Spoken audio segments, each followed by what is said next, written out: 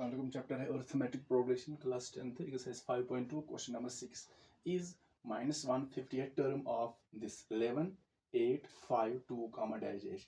तो यहाँ पर दिया गया है लिस्ट ऑफ नंबर्स, एक सीक्वेंस दी गई है यहाँ पर। तो आपको बताना है क्या -150 इसकी कोई टर्म होगी, वो अगर होगी तो इसका रीजन बताना है, अगर ये नहीं होगी तो उसका भी यहाँ पर रीजन लिखना है। तो गिवन टर्म्स आर 11 8 5 कामा 2। तो पहले चेक करेंगे क्या ये एपी है, क्योंकि यहाँ पर गिवन में नहीं, यहाँ पर क्वेश्चन में नहीं दिया गया कि एपी है।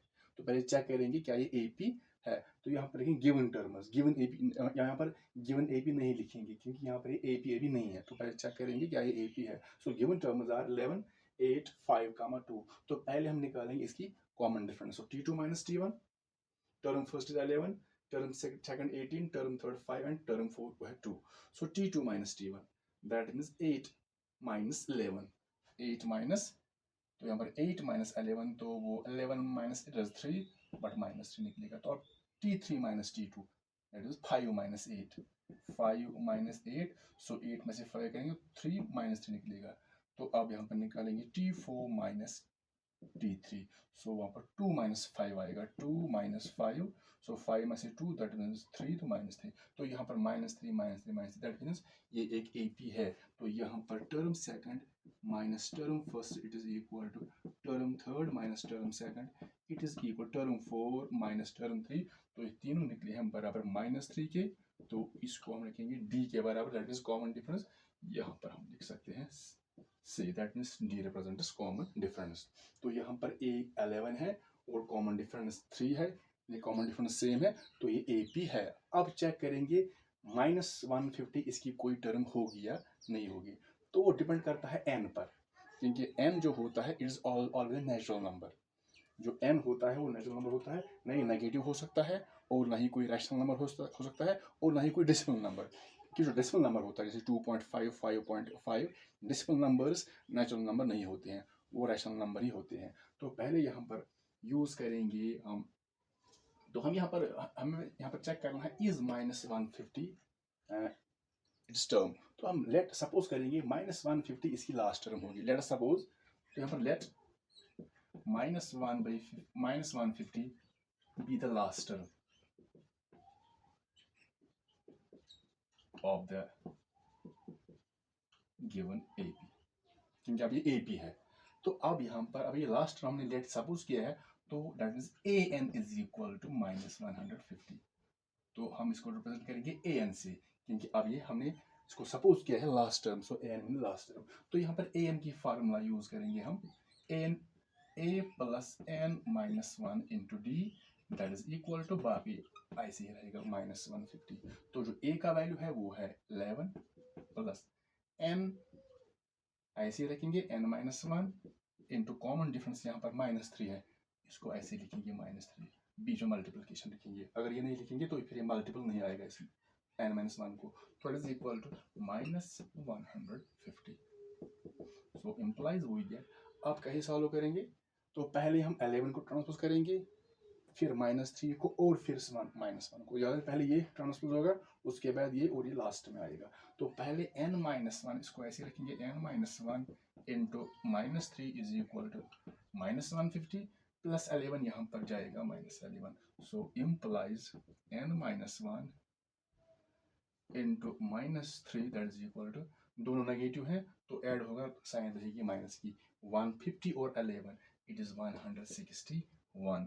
तो implies n-1 it is equal to -161, ये माइनस की मल्टीपल है तो ये डिवाइड हो जाएगा।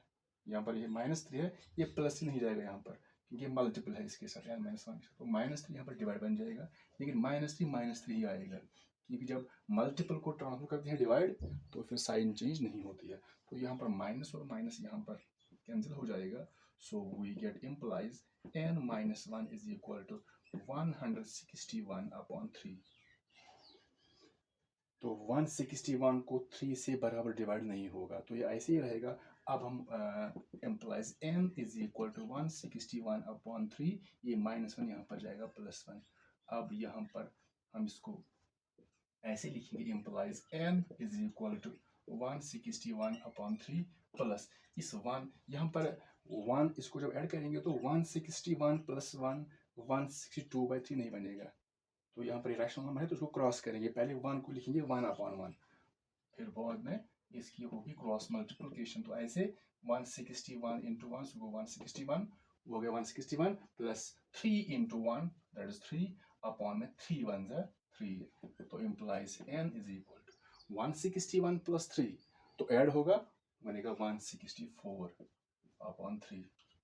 लेकिन 164 को 3 से एग्जैक्ट डिवाइड नहीं होगा, ये डिसिमल में आएगा। जैसे अगर हम यहाँ पर दिखाएंगे 164 को 3 से डिवाइड करेंगे तो पहले 3 5 are 15 so 6 minus 5 that is 1, फिर 4 आएगा नीचे, 3 4 आर 12, फिर 4 माइनस 2 2, तो यहाँ पर रिमाइंडर 2 निकला है तो 0 खुद लाएंगे, लेकिन यहाँ पर पॉइंट जाएगा, डिसिमल जाएगा ऊपर, 0 हमने खुद लाया तो 3 6 18, फिर दोबारा 2 आएगा तो फिर 0 6 18, तो ऐसे ही ये डिसिमल में आएगा। सो 56 पॉइंट इसका जो वैल्यू आएगा 54.66 जाएगा।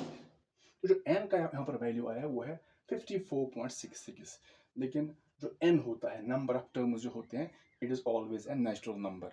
ना ही नेगेटिव होना चाहिए, नेगेटिव हो सकता है, ना ही कोई रैशनल नंबर होता है, और ना ही ये कोई डेसिमल नंबर बनेगा।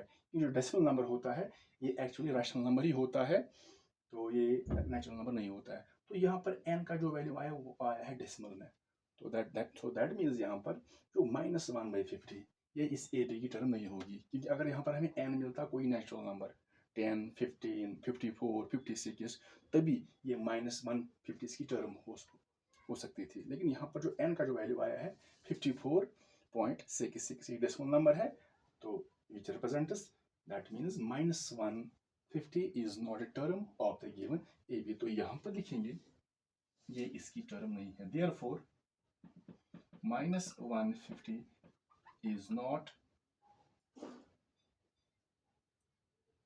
a term of the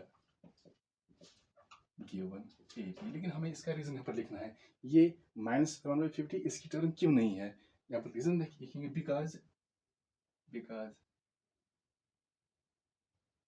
n is not a natural number। ये सिंपल लिख सकते हैं, n is not a natural number. यहाँ पर जो n होना चाहिए वो हमेशा एक नेचुरल नंबर होना चाहिए, 1 2 3 4 5 6 so on। So which represents this -150 is not a term of this given AB।